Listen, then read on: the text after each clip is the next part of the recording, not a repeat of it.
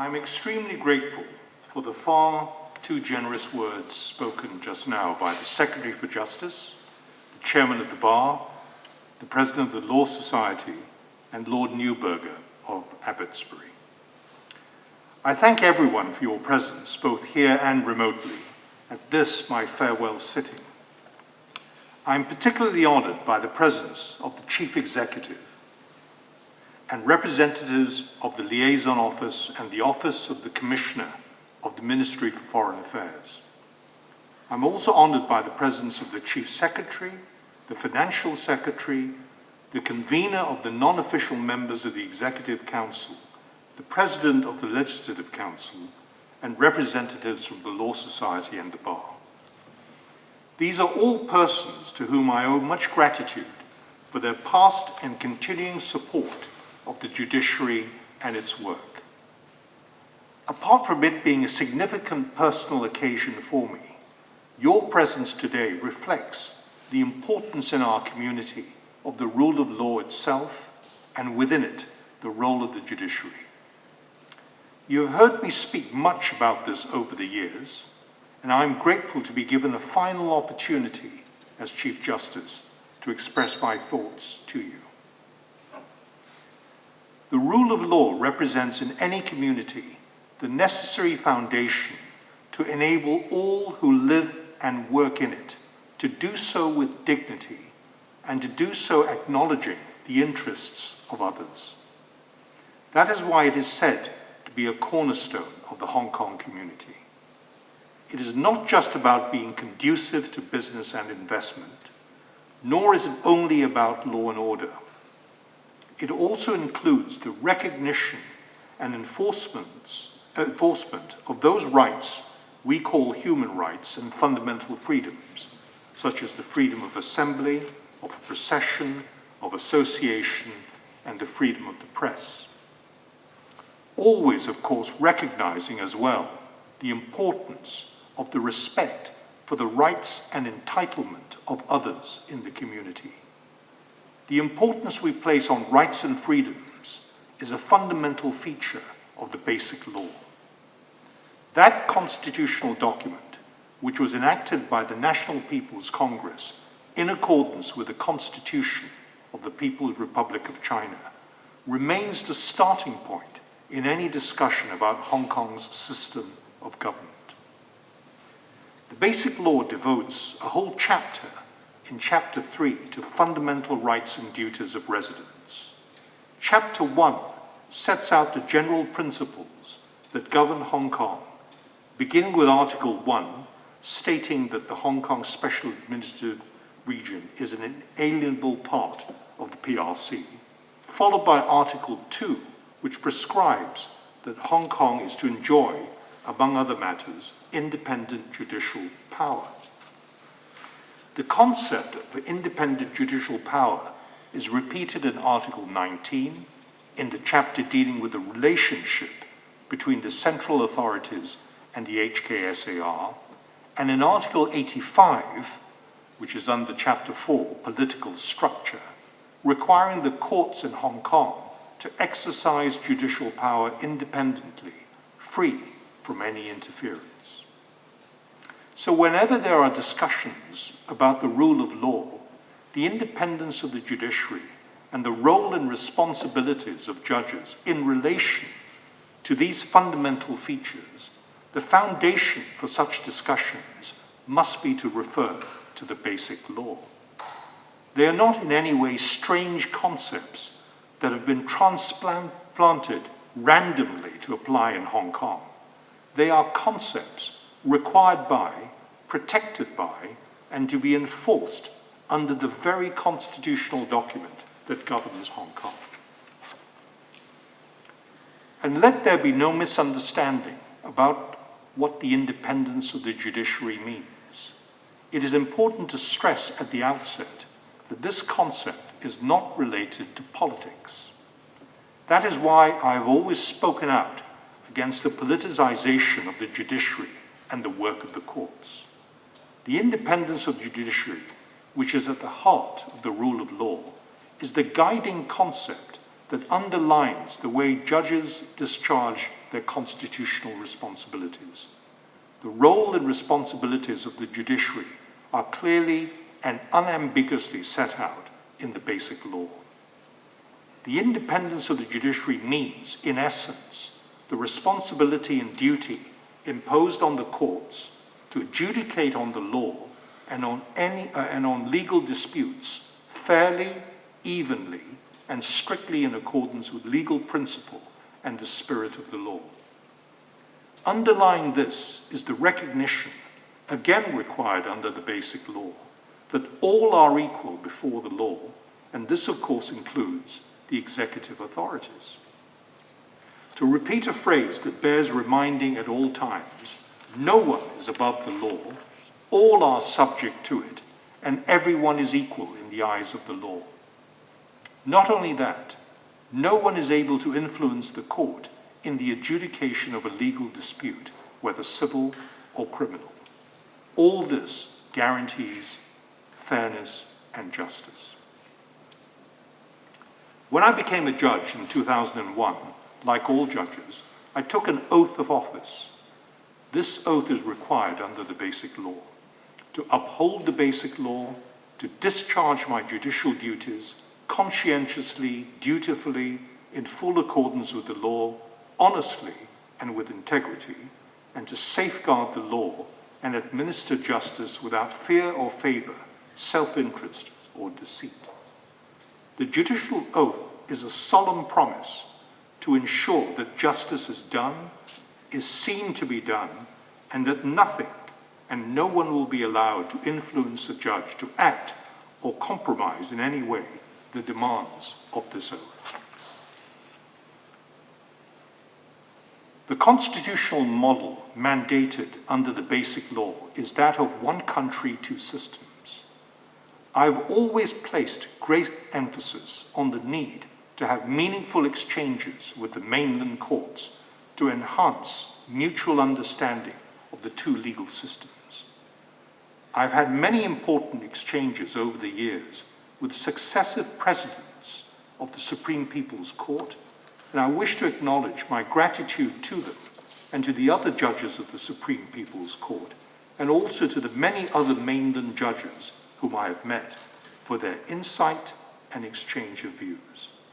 These mutual exchanges and cooperation must, I firmly believe, continue to strengthen.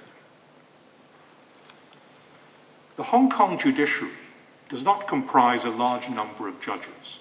I include in this term judicial officers such as magistrates. Hong Kong's judges are dedicated day in, day out to the practical implementation of the rule of law as I've described, and represent the embodiment of the independence of the judiciary. Throughout my tenure as a judge, and particularly in the last 10 years as Chief Justice, I can say that I remain proud of all the judges in the way they have fearlessly and without compromise upheld the law and been true to their oath. For this, I'm greatly indebted to them. Whether the political, social, or economic atmosphere of Hong Kong has been good or not, the judges have always discharged their responsibilities consistently and conscientiously, without regard to the type or level of criticism that may be directed against them. As we know, such criticisms can be trenchant, even to the point of being abusive on occasion, but in spite of this, our judges have remained true to their calling. Sometimes I think that courage is needed.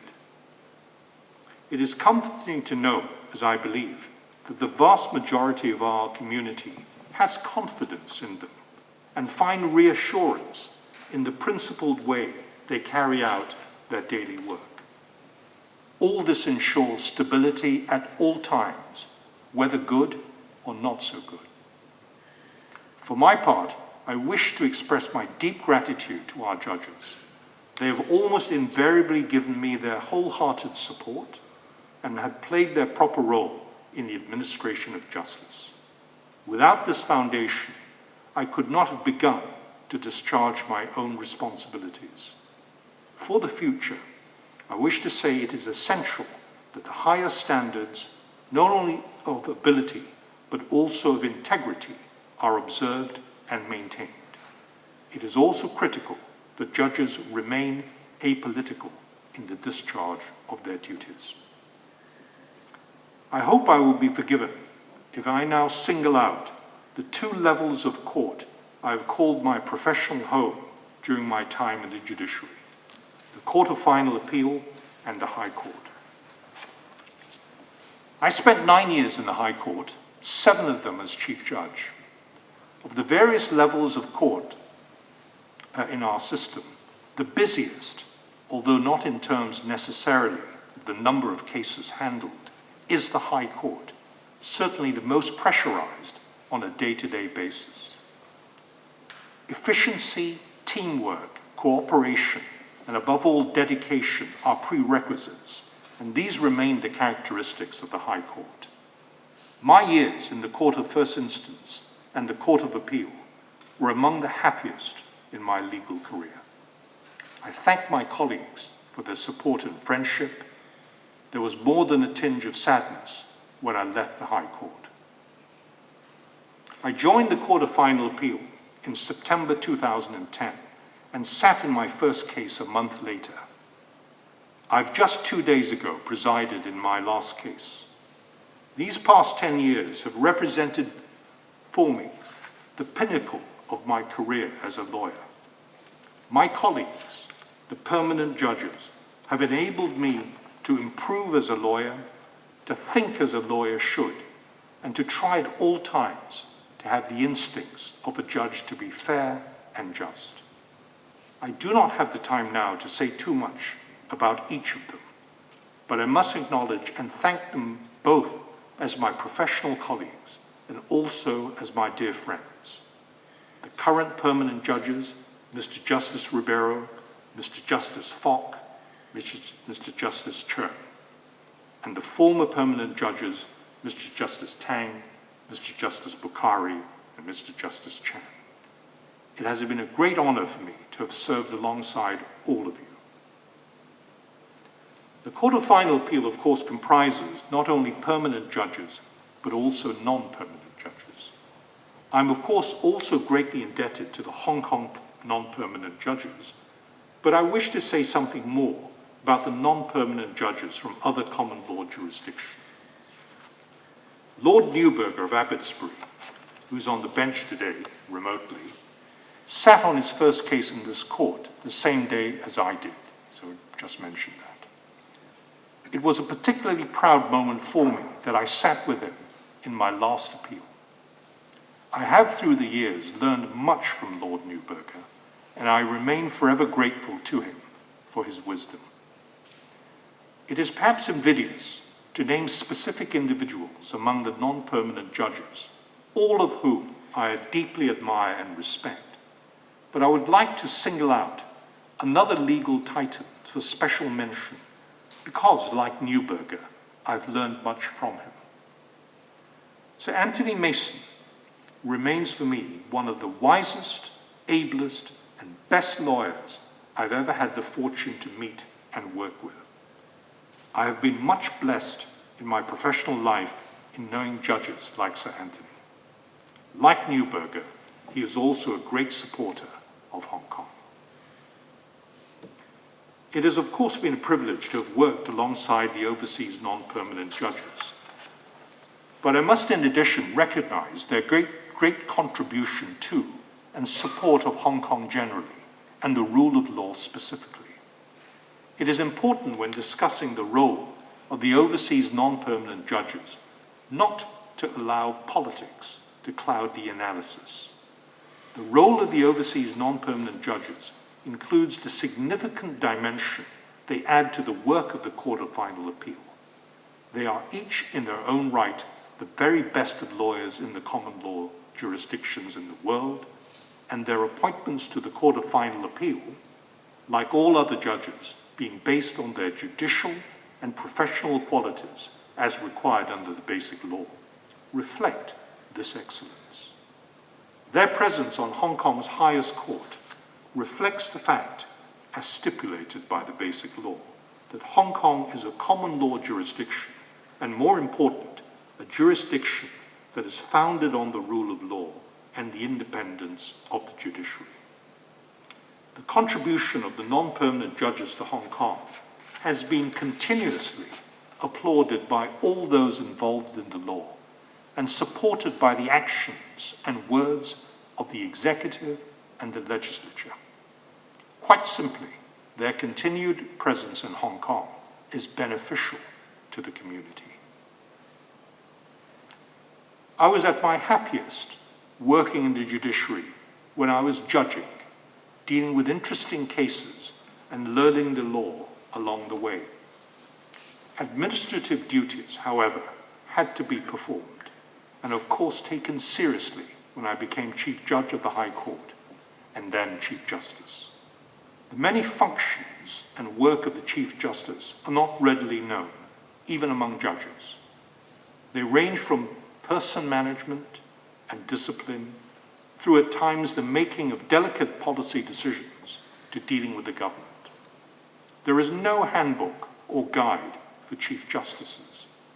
This means that the support given to the Chief Justice assumes considerable importance, and while it is right that I take sole responsibility for all mistakes that may have been made, I must equally acknowledge the considerable support I have received in the discharge of my administrative duties. Time does not permit me to acknowledge every person individually, but I am grateful to all of you.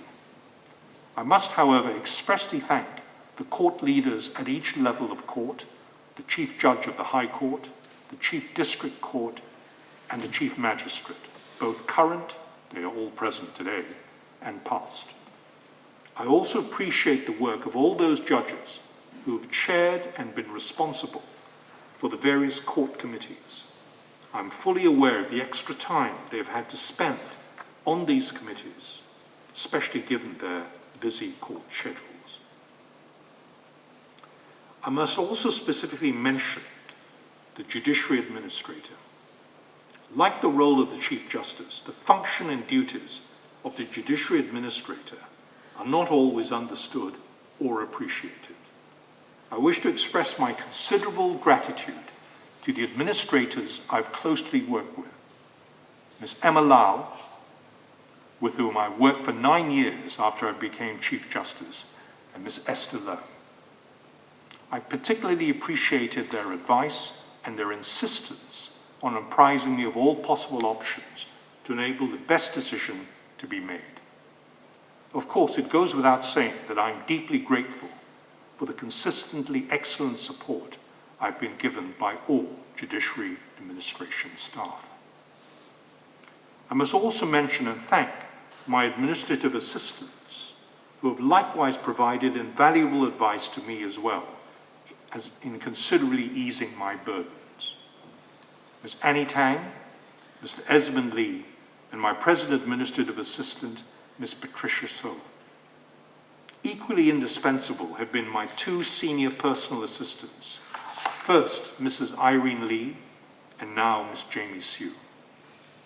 Ms. Heidi Mack was my personal assistant when I was Chief Judge of the High Court. I thank you all sincerely. In relation to the work of the CFA, I'm greatly indebted as well to the registrars of the court with whom I have worked, Registrar Simon Kwang and Registrar K.W. Wong. I must also thank all the judicial clerks with whom I've worked, both in the High Court and during my time in the CFA. In particular, I'm grateful to Ms. Wendy Choi and Ms. Phoebe Teh. Meticulous and fastidious, they have always provided me with sterling and always cheerful support. I mentioned earlier the fact that there is no handbook to guide a Chief Justice. What I had was better in preparing me for the responsibilities of being Chief Justice. I was able to learn much from my predecessor, Andrew Lee. He gave me a typically down-to-earth piece of advice before I succeeded him. He told me I had to raise my game. I've tried to. I thank Andrew for his guidance, leadership, and advice over the years. Lastly, if you will permit me to speak on a personal level, I want to thank my family. Without the love and support of my wife and daughter, I could not have so willingly and happily been Chief Justice. They have made the happy times happier and even the not so happy times fine. Thank you both from my heart. I'm also immensely grateful to my brother, who is present today, for his great support over the years. Indeed, he was instrumental in suggesting that I read law in the first place at university. I also thank the clan for all their support and love. I must finally remember my late parents, who have always loved and supported me. I wish they could be present with us today. I've now talked for far too long, and thank you for your patience. It is a sobering thought, in some ways both a relief and sad, that this is my last occasion in court. I have every confidence in my successor, Mr. Justice Chan, and wish him much success in this important office. I hope that everyone in the community will support the Chief Justice. My only advice to him is always to be guided by your principles, for it is these principles that will see you and the community through all seasons. To all judges in the judiciary, I also bid you farewell and wish you good fortune in your service to Hong Kong. Be true to your oath and be true to the rule of law. It has been the greatest honor and privilege of my life in the law to have been your Chief Justice and to have served Hong Kong. For me, it is for others to judge my work, but I wish to say this. I've tried my best at all times to adhere to my oath and to be guided by my principles. Nothing less would have done. I borrow something that was said by Lord Denning on his retirement from the bench, being a reference to St. Paul's final testimony to St. Timothy. I wish I could say I fought the good fight, I finished the course, I kept the faith. I was born in Hong Kong, and it will remain my home. Hong Kong will continue to flourish, underpinned by the rule of law. I wish you all, and everyone in Hong Kong, good health and happiness this year, every year. Thank you all very much for attending. That concludes the ceremony.